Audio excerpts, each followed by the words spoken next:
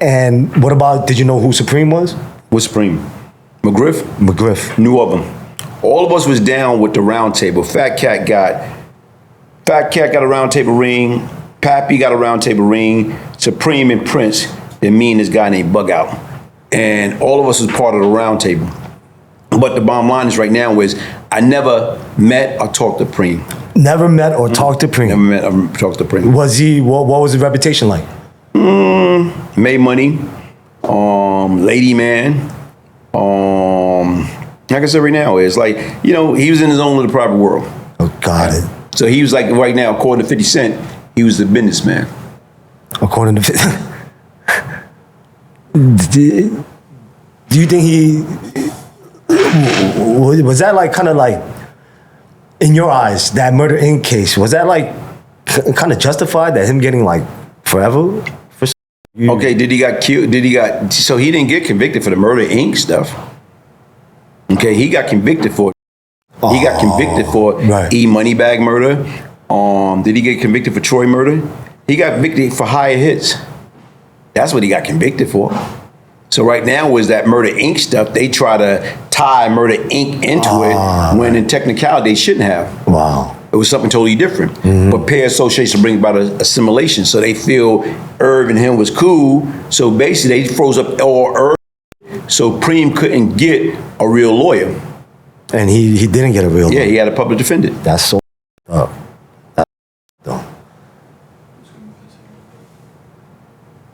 If you could scooch in a little bit more too. Okay. Yeah. Damn, like that's kind of, man. That's life, man. Nah, but that's, yo. But sit back and think about that murder, right? Yeah. I sit back and think about Preem, right? Because I heard this from 50 Cent himself. 50 Okay. Cent, 50 Cent, the rapper. 50 Cent, the rapper. I heard him in an interview that I think he did on the Breakfast Club. And what 50 Cent says this, man.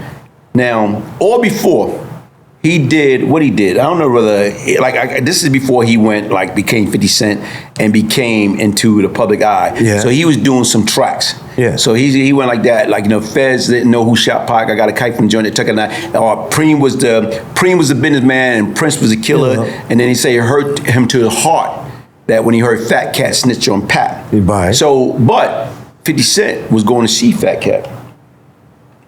So 50 Cent, Curtis rapper. Jackson, the rapper, was going to see Fat Cat.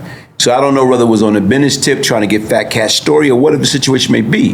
But right now, you have to say it hurt you to your heart when you heard that Fat Cat had snitched on Pat. So even with that being said, let's think about that. Why would you go see a snitch? like you said, it's for the movie. Now, but not only that, let's look at it this way too. What? He said when he went to see Cat, and you remember I was saying Cat is a smart dude? Yeah. So Cat say Preem should have bowed out of that. Like when Murder Inc. and 50 was going at it, Preem should have put everybody together. Like if they was all smart. I thought Chaz was trying to do that. I don't know. See, like I said right now, Did you know Chaz? no, I knew who he was. But I heard that Chaz was trying to get that. Even with that, like saying right now, if Preem, based upon his reputation, because from my understanding, 50 looked up to him. So based upon, he looked up to the Preem and the Cats and all that stuff. But the difference was, you took sides. And you took sides with Irv and them. Why? Because Irv and them had that big contract. Irv and them got the record company. Irv and them getting all that money up front. So once again, Irv helped bankroll Preem, what he did, crime partner. So when he had Snoop Dogg and all the other people in there, you remember that doc? You didn't see that crime partner, the Donald Goin show? Yeah. It was a Donald Goin. It went straight. It was straight. Straight to DVD or whatever. But anyway, right now was if he would have got Irv to take 50, then guess what? Imagine Irv and 50 together, how powerful they could have been. Yeah. Sit back and think about it. Right. If they don't go to war, right now, Murder Inc. don't fall off. So nobody wanted to touch 50 Cent. Right. That's why 50 Cent had to go outside, and that's when Dre and Eminem snatched him up. Right. Bingo. Right. But look how powerful how he came back. So a lot of times, shit can be right there in your backyard.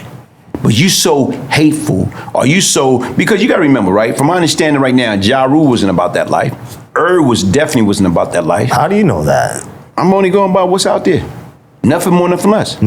That's the difference. The only thing you see, even now, look, I like that because that's the same shit with my corporation. Right. When I spoke about shit, you know, when the government come and ask me about certain shit, I wasn't there. Like even right now, they say, well, Glaze took down the whole Supreme team.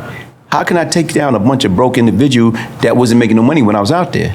What do you mean? I thought you said they were making money. It's at a one point in time, back and forth. Back and forth. So right now, it's like you got to remember, they've been in and out of jail. How long? So that's when you got other people that were still out there that's supposed to be making move. So even right now, when you sit back and you think about the Preem team, Prince went to jail. While he was in jail, they killed, what, 3 to 4 Colombians for 3 keys of cocaine? They did that?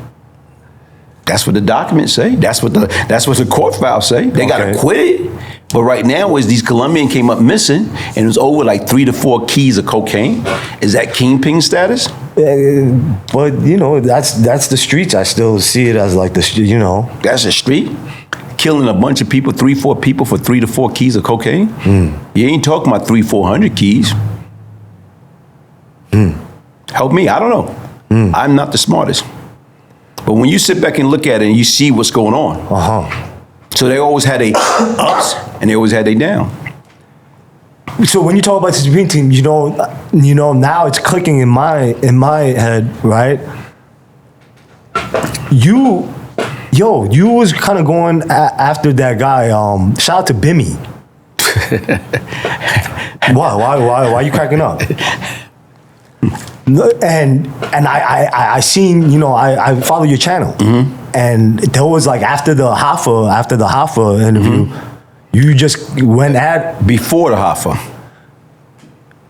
It was before the Hoffa. Was it? Yeah, before the Hoffa. But to me, I was more in line after the Hoffa.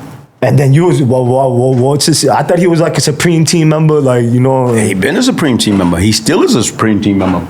And I thought he was very well respected. See, that's the difference. What? Okay, here it is. He seemed like a well respected, good dude too.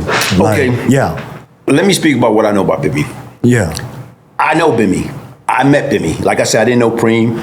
I met Prince on a phone call because he was on Rikers Island. He needed help. And I used to look out for him or whatever because of the fact that we both was round table. But like I said, with Bimmy and Black Just, may Just so rest in peace.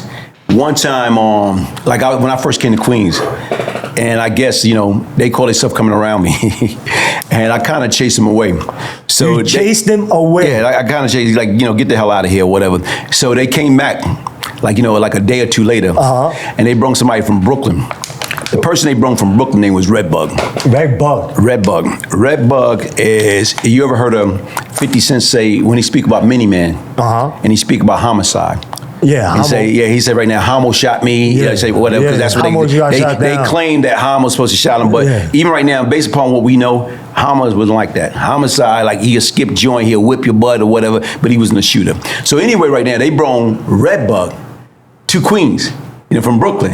You know what I'm saying? I guess to, you know, like now, for me. Right. So right now this is 1987. So I didn't see Redbug since like 81, 82 on Rikers Island or whatever. So he came around, he's from Notion Avenue, so he came around. And yo, Glaze, what's up? So we embrace.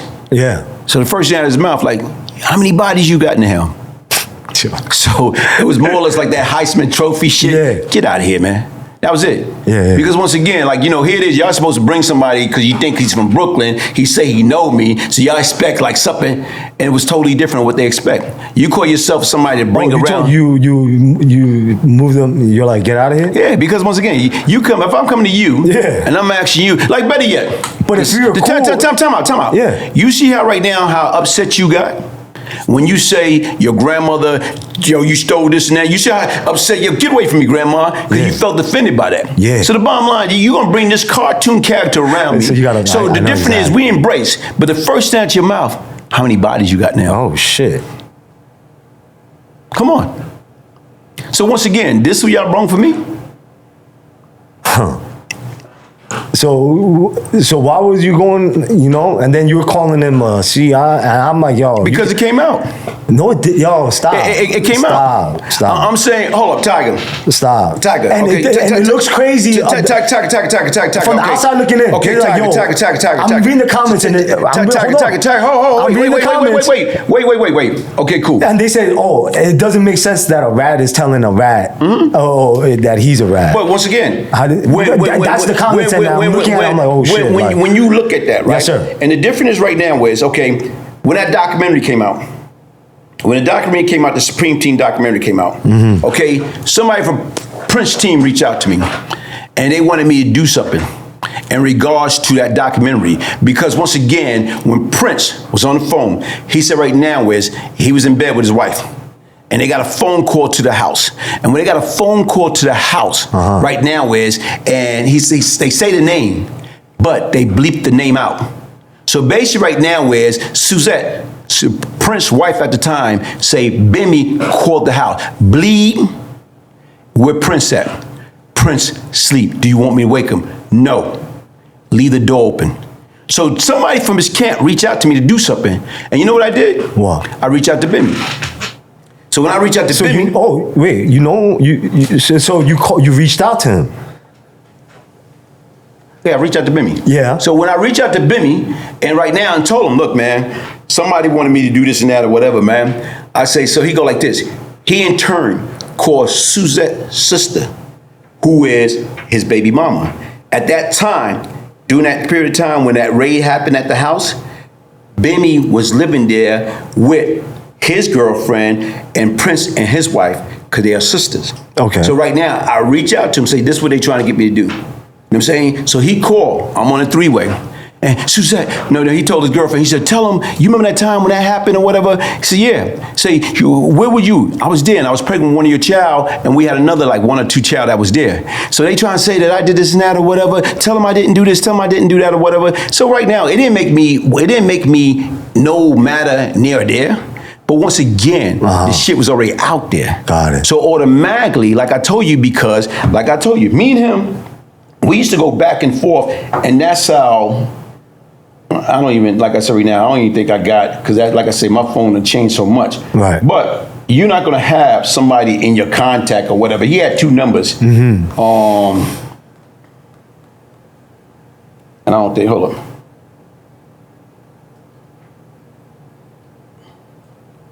I'm just saying right now, this is, like I said right now, if you look at the bottom, that's just his number that we used to go back and forth as far as in contact. So once again, like I say, Bimmy tried to play two side.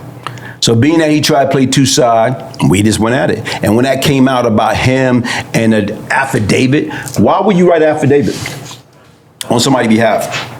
I don't know. I'm just saying in general, right now, is if you never had nothing to do with anything, why would you have to write an affidavit?